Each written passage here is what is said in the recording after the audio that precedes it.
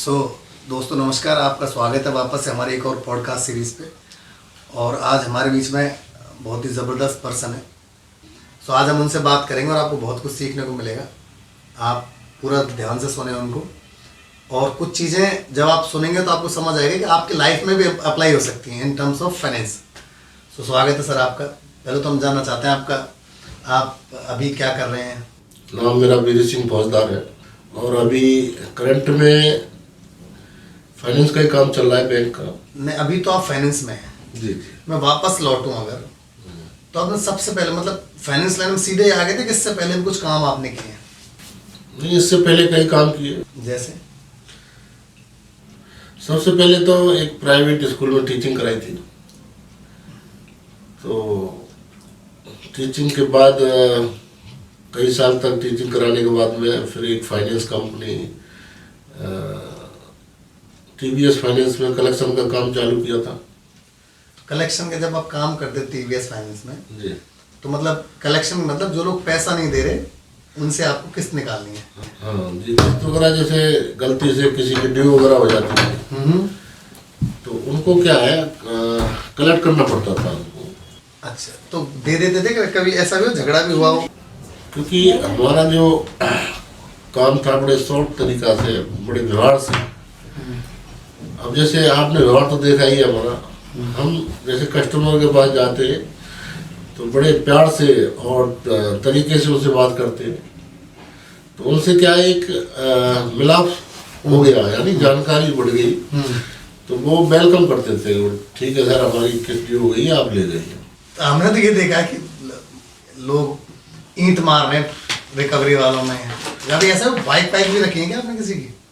हाँ, बाइक भी जमा कराई है, मतलब उसमें बड़े प्यार से ही कि भाई जैसे किस्त अगर नहीं भरी जा रही है तो आप बाइक जमा करा दो, तो उन्हें ईजिली जमा कराई है।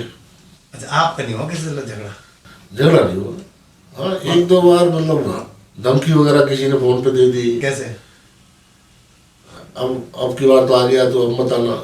उनसे क्या है, जैसे हमने नेगलेक्ट कर दिया ये, तो मतलब कोई धमकी देते हैं लोग। वैसे तो कोई नहीं, अगर जैसे अपना जैसे डील डॉल देख के वैसे ही आदमी रह जाता है कि भाई लंबा पूरा जवान है तो कहने की किसी की हिम्मत नहीं।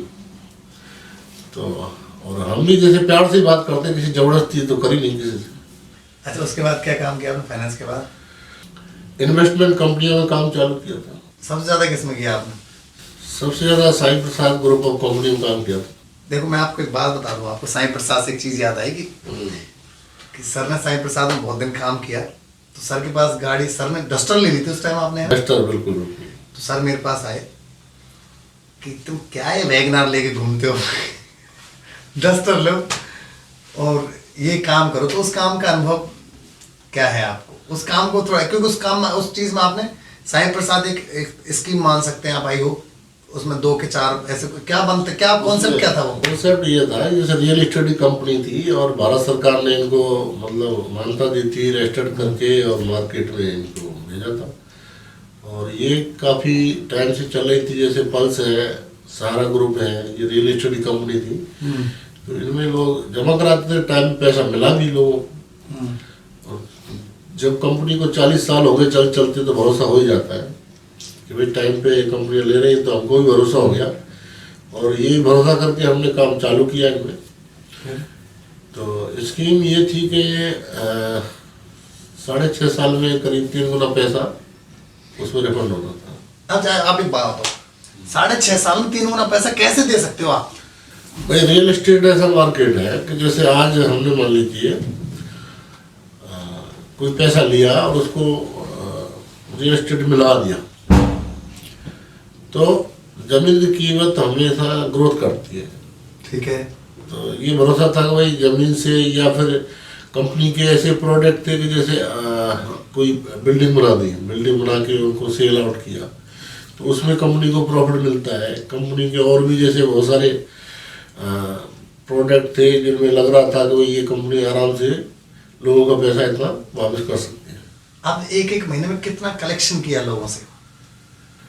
लेकिन पर्सनल की बात करें या फिर टीम की बात करें, दोनों बता दें। हाँ टीम का तो ये मानिए करीब टीम से एक एक महीने में 3-3 करोड़ रुपए का, 3-3 करोड़ रुपए एक महीने में? एक महीने, किसी किसी महीने में हुआ था 3 करोड़ का। हालांकि जैसे एक एवरेज तो ये था कि भाई 1 करोड़ रुपए या 50 लाख रुपए महीने का कलेक्शन तो था ही उसमें। और पर्सनल की बात करें तो लगभग 1.5 से 2 करोड़ रुपए का इन्वेस्टमेंट में लोगों से करवाया। बहुत बड़ी रकम होती है एक आदमी के लिए। अच्छा, जब आपने एक तरह से, अगर मैं 1-1 करोड़ रुपए मानूं, 50 लाख मानूं, तो आपने टोटल अंदाजा किया कि कितना पैसा साईं प्रसाद या उस कंपनी में दे दिया, कितना पैसा आपने लगा दिया होगा? हाँ, पर्सनल बात करें तो ये मानिए करीब 2 करोड़ रुपए तो मैंने लगा दिए सेल्फ। वापस कितना आ गया? वापस आने का टाइम हुआ जब तक भाई भारत सरकार ने इन कंपनी को बंद कर दिया।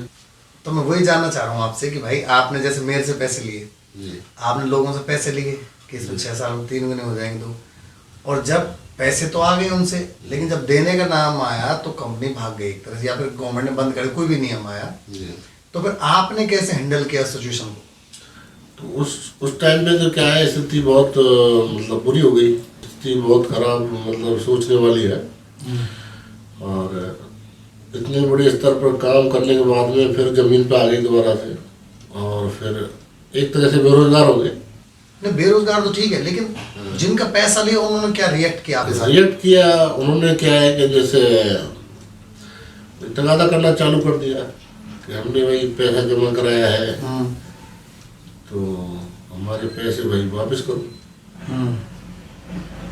हम कंपनी क्या जानते हैं, हमने तो पैसा जैसे आपके फेस पे जमा कराया है तो आपकी रिस्पॉन्सिबिलिटी बनती है, तो पैसा तो आपको वापस करना पड़ेगा। बहुत लोगों का हमने पैसा वापस भी किया। भाई लग रहा है कि भाई कोई जैसे गरीब आदमी है, अब एक साथ तो सब लोगों को पैसा दे नहीं सकते, तो धीरे धीरे करके काफ़ी लोगों को पैसा वापस कर दिया अपनी जेब से? अपनी जेब से कमा कमा के। जैसे कभी ऐसा भी हो कोई लड़ने आ गया हो घर पे? हाँ, ऐसे भी चांस आ जाते हैं। जैसे एक आध बार हो कोई आया? आता है सिचुएशन, जैसे बनी है कई बार, झगड़े भी हो जाते हैं। तो आप हैंडल कैसे करते हो भाई? अभी कहाँ तो एकदम मतलब बढ़िया पैसा आ रहा है, कोई बढ़िया इन्वेस्टमेंट हो रहे हैं, गाड़ी और वो सब आ रहे हैं, लेकिन बाद में फिर लोग फिर परेशान तो करते ही हैं। परेशान करते हैं तो सबको हैंडल करना पड़ता है। भाई देखिए, अब ये पैसा हमने लोगों से लिया, ऐसा तो है नहीं कि अपनी जेब में रख लिया। वो पैसा हमने लिया, कंपनी में जमा कर दिया, उनके लिए हमने रसीद या पॉलिसी बॉन्ड उनको दिया। अगर हम जेब में रखते तो वही पूरी रिस्पॉन्सिबिलिटी हमारी है कि भाई आपने जेब में पैसा रखा है। समझ गए, लेकिन वो तो आपको जानते हैं। हमको जानते हैं, पर पॉसिबिलिटी नहीं है ना कि एक साथ सबके लिए पैसा रिफंड कर दिया जाए। भाई वो तो है ही नहीं, कहाँ से लौटाऊँ 2-2 करोड़ 5-5 कहाँ से करोड़? मैं पूरी टीम से तो मेरे ज़्यादा 50 करोड़ रुपए चला रहा हूँ। बिल्कुल। 50 करोड़ कैसे लौटाएंगे आप? वही तो वो कंपनी क्या कर रही है अभी? उस कंपनी ने रेस्पॉन्ड नहीं किया अभी आपको कुछ भी? देखिए, कंपनी के जो मालिक हैं उन्होंने तो एनओसी दे दी सेवी के लिए कि भाई हमारी प्रॉपर्टी आप सेल करो और जनता का पैसा वापस करो। अभी मुंबई हाई कोर्ट में ये अभी चल रहा है, केस चल रहा है, तो ये अभी तारीख पड़ रही है, देखो जल्दी फैसला आ जाए। अभी प्रधानमंत्री ने भी एक एक्ट बनाया है, बर्ड्स एक्ट 2019, जो अनरेगुलेटेड जो जमा धन योजना है, तो इनका एक कानून बनाया है, इनका पैसा बर्ड्स एक्ट के थ्रू वापस दिया जाएगा। इसके लिए अभी एक कुछ कोर्ट का गठन और किया जा रहा है, कोर्ट के माध्यम से ये सब का पैसा वापस करवाया जाएगा। ओके, तो आपकी जान छूटेगी जब जान छूटेगी। आपको तो पैसा लौट भी आएगा खैर। हाँ, तो एक तरह से स्कीम, जो भी स्कीम आपने काम को, उसमें एकदम ऊपर गया, फिर एक तरह से बेरोजगार हो गए। बिल्कुल। तो इन स्कीम्स के बारे में क्या कहना चाहेंगे आप?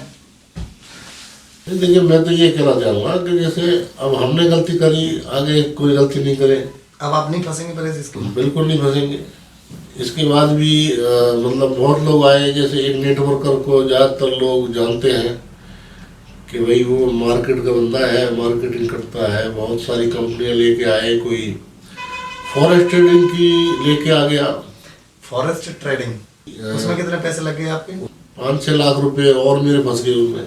तो आपने एक बार मतलब एक बार आपको चोट लग गई एक तरह से साइन पे, तो आपने दोबारा फॉरेस्ट ट्रेडिंग क्यों पैसा डाला? अब उसमें समस्या ये है ना कि जैसे आदमी जब बेरोजगार हो जाता है तो उसको लगता है कि भाई रेस्पॉन्सिबिलिटी है अपने ऊपर, हो सकता है कि भाई यहाँ से अगर पैसा आ जाए तो लोगों का जैसे पैसा भी रिफंड करना है और अपने घर का खर्च भी चलाना है, बच्चों की पढ़ाई के लिए भी चाहिए, कुछ ऐसा सिस्टम आ जाए जिससे अपन बड़ी अर्निंग कर सके और जैसे लोगों को पैसा भी वापस हो जाए। तो फॉरेस्ट ट्रेडिंग में क्या है, ट्रेडिंग का काम रहता था, बता रहे थे कि भाई यहाँ पे कंप्यूटर ट्रेड करेगा और आपको इतना प्रॉफिट उसमें आएगा। जैसे डॉलर में, डॉलर से फॉरेस्ट ट्रेडिंग होती थी उसमें, और डॉलर जो दिए थे वो फर्जी थे। तो फर्जी डॉलर का जैसे हमने विड्रॉ लगाया तो विड्रॉल का पैसा नहीं आया। फर्स्ट टाइम तो आ गया एक बार, उसके बाद फिर विड्रॉ नहीं आया, और जो लगाने वाले थे वो विदेश भाग गए, दुबई भाग गए वो। और तो यहाँ से आगरा से और हमारे क्षेत्र से काफ़ी पैसा उन्होंने इकट्ठा किया फॉरेस्ट ट्रेडिंग के नाम पे, कई करोड़ों रुपए लेके वो भागे। अब उसका क्या चल रहा है? उसका कुछ नहीं है, केस डाल रखा है। अभी जैसे ही पकड़ में आएंगे तो उनको लेके आएंगे पुलिस। एक और काम किया था आपने, फिल्टर वाला, आरओ फिल्टर वाला। आरओ फिल्टर वाला तो वो काम चल रहा है, वो तो घर प्रोडक्ट बेस है, उसमें तो दिक्कत ही नहीं है। तो आपके साथ प्रोडक्ट बेस काम करने में ज़्यादा आसानी है बजाय इसके? प्रोडक्ट बेस काम करने में आसानी क्या है, मेहनत तो सभी में लगती है। अब ऐसा तो है नहीं कि ये प्रोडक्ट ऐसे कोई ले ले, उसके लिए भी टाइम देना पड़ता है, समय देना पड़ता है, लोगों को समझाना पड़ता है कि इस फला प्रोडक्ट का ये फायदा है, तो उसके लिए भी मेहनत की जरूरत है। वो तो है। अब फाइनेंस लाइन से इतना टाइम हमको मिलता नहीं कि उसके लिए भी टाइम देते हैं, सारे कामों के लिए टाइम देते हैं। ओके, तो आपने पहले तो इसकी मोमेंट हाथ ट्राई किया खूब नेटवर्क मार्केटिंग में कि आप बन जाए, कुछ पैसा आ जाए, बढ़िया पैसा आ जाए, पैसा कमाया भी आपने, पर वो उतना ही लगा दिया, एक तरह से नील बटा सन्नाटा रहा। फिर आप उसके बाद आगे फाइनेंस लाइन में। जी। फाइनेंस में आप एज ए डीएसए काम करने लग गए। जी। उसके बाद थोड़ा बताइए कि उस अभी तक सबसे अच्छा अगर पैसा मैं बताऊँ आपको इन टर्म्स ऑफ अर्निंग, तो आपने उन स्कीम्स में ज़्यादा पैसा बनाया, फिर फाइनेंस लाइन में ज़्यादा पैसा बनाया? अब देखिए, स्कीम में भी अच्छा पैसा था, पर जो सबसे ज़्यादा पैसा कमाया वो फाइनेंस लाइन से ही कमाया हमने। आज अगर किसी एज एन बिजनेस हम बात करें तो एज एन डीएसए, तो क्या संभावना है आज के टाइम पे? कुछ अभी तो, पहले तो बहुत चीज़ें थी, अभी तो सिंक्रोनाइज होता जा रहा मार्केट, तो आपको क्या संभावना है? बिजनेस में दम है कि अभी? देखिए, ये मार्केट ऐसा है, अब ये अभी कुछ साल और बढ़िया चलेगा, उसके बाद क्या है, मतलब बैंक ही कस्टमर को क्या है सीधे होल्ड कर लेंगे, और यहाँ से आगे क्या होगा कि पता नहीं है अब क्या होने जा रहा है। सारा सिस्टम बैंकों ने ऑनलाइन कर दिया है। भाई कोई लिंक भेजी, लिंक पे क्लिक करेंगे और आपका लोन आपके खाते में। बहुत कस्टमर ऐसा करते हैं। तो एक हम बैंक के अलावा हमारे यहाँ से ये फायदा है, जैसे हम उनको कोई फायदा दे दें या उनका कोई बेनिफिट करा दें, तब कस्टमर हमारे पास आ सकता है। अभी तो खैर काफ़ी बढ़िया संभावना है इसमें, और अच्छा कमा रहे हैं लोग, और अच्छा सिस्टम चल रहा है फाइनेंस में। अच्छा, एक बात बताइए आप कि जब बैंक बैठी हैं किसी शहर में जी, तो लोग डायरेक्ट सेलिंग के पास, मतलब डीएसए के पास जाते क्यों? डीएसए के पास इसलिए जाते हैं कि लोगों के पास जैसे टाइम नहीं होता है, टाइम की शॉर्टेज की वजह से डीएसए क्या है, घर बैठे लोन प्रोवाइड कराता है और उनको मतलब बढ़िया सर्विस देता है। तो सर्विस की वजह से लोग डीएसए के पास आते हैं। दूसरी बात यह है कि जैसे डीएसए वाले कस्टमर के लिए थोड़ा जैसे बेनिफिट भी करा देते हैं, जैसे फाइल चार्ज का हो गया या कोई भी जैसे फायदा हो गया, तो वो बैंक नहीं करा सकता, डीएसए करा सकता है। मैंने ये भी देखा है कि किसी कस्टमर की एक बैंक से एलिजिबिलिटी है 5 लाख रुपए, डीएसए वाले उसको 15 लाख रुपए कर देते हैं, उसको तो किस्त कैसे चुकाता है? नहीं, वो तो जैसे अगर अलग अलग से कोई अर्निंग होती है उसकी तो वो चुकाता है, जैसे खेती बाड़ी है या फिर कोई अलग बिजनेस चल रहा होता है। भाई अब वो ठीक है, पर फिर बैंक ही क्यों नहीं करते उनको इतना पैसा? देखो, कस्टमर अगर जाएगा तो वो एक बैंक से जितना पेमेंट मिल रहा है उतना ही मिलेगा। अब एक बैंक क्या है दूसरे बैंक से तो कराने के लिए कहेगा नहीं कि भैया हम जैसे एक बैंक से करा रहे हैं आपका, दूसरी बैंक से भी अपन करा देंगे। भाई कस्टमर को क्या है, इस चीज़ की जानकारी नहीं हो सकती कि भाई एक साथ में 2 बैंकों से भी ले सकता हूँ। आजकल जितने भी एजेंट है वो क्या करते हैं कि जैसे डबल फंडिंग करते हैं। कोई भी कस्टमर है, जब मान लीजिए 40,000 सैलरी है, उसका 8 लाख रुपये बन रहा है और उसको मान लीजिए 12 लाख की ज़रूरत है, 4 लाख रुपये दूसरी बैंक से कराएंगे। कुछ डीएसए वाले कस्टमर को फेक कमिटमेंट कर देते हैं, तो उस बारे में क्या कहना चाहेंगे? कस्टमर फिर आपसे लड़ने नहीं आते ऑफिस में आपके से?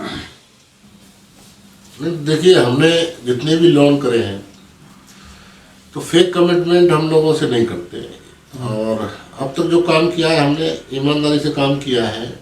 पर बहुत लोग हैं जो एजेंट लोग हैं फेक कमिटमेंट करते हैं।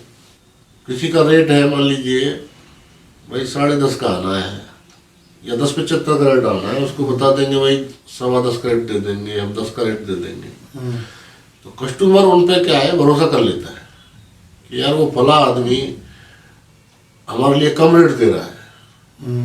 यानी जो आदमी सही बोल रहा है उस पर भरोसा नहीं करेंगे, और जो गलत कमेंट करके और फाइल ले लेता है तो उस पर ज़्यादा भरोसा करते हैं कस्टमर।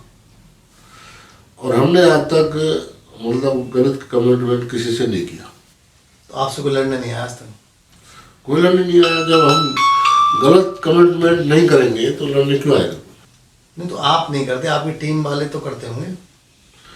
अब देखिए, टीम वाला कोई करता है तो वो तो उसकी सिरदर्दी है ना, भाई हमारे पास क्यों आएगा? ओके, एज ए डीएसए आप टीम कैसे बढ़ा लेते हैं? टीम के लिए तो क्या है, जैसे कोई बेरोजगार है तो उनको अपन हायर करते हैं, उनको बिजनेस के बारे में बताते हैं कि भाई ऐसे काम करके आप अच्छा पैसा कमा सकते हैं। तो एक तरह से नेटवर्क जो मार्केटिंग आप करते थे स्कीम में जो काम, उसमें भी आप ऐसे ही बढ़ाते थे टीम को? हैं हाँ, नेटवर्क मार्केटिंग में भी यही सिस्टम था कि भाई टीम एक के जरिए से दूसरे जरिए तीसरा से। तो ज़्यादा मतलब एक तरह से तो आप दोनों का कंपैरिजन करें तो ज़्यादा आसान कौन सा है?